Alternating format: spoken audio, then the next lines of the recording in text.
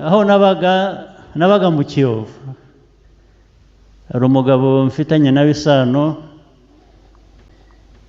abana be ngira ngo baracyariho, wenda bamwe bari hano, yitwaga Muyango Karaveri, yakoraga muri Minisante,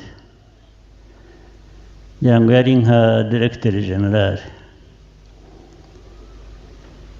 Yari yarize hanze, hano bavuye mu Rwanda yiga hanze, icyo gihe hitwaga hari Czechoslovakia, niho yigiye n'abandi Banyarwanda bari baragiyeyo, bari benshi.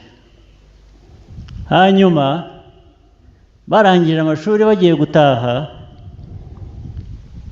igihugu icyo gihe ubuyobozi bwariho bugarura bamwe, bwemerera bamwe kugaruka, we n'abandi nka 4 cyangwa 5 barababwira ngo ntibagaruke kubera icyo bari cyo. Ubwo urumva bijyanye na yangengabitekerezo.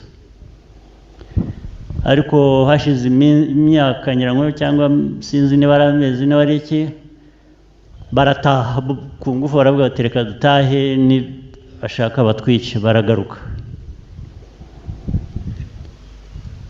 Ntabwo nirwa mbagira mu bindi birebire, icyo nshaka kubageraho ndakibabwira mu kanya gato, ntabwo ni inkuru ndende.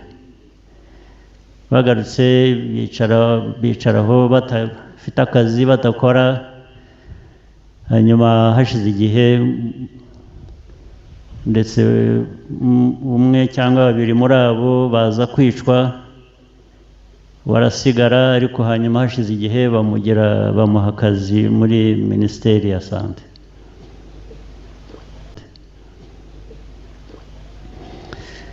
Ubwo najyaga nza rero kenshi, niho nabaga mu rugo iwe. Yaratuye mu Kiyovu hafi n'ahantu hahoze embassy ya Zaire, ndetse hari na State House aho nabaga mu nzu ya leta hariya mu Kiyovu.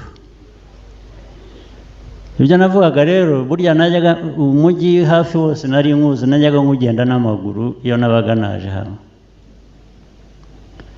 Rimwe rero nza kuva aho kwa Muyango, ngenda n'amaguru,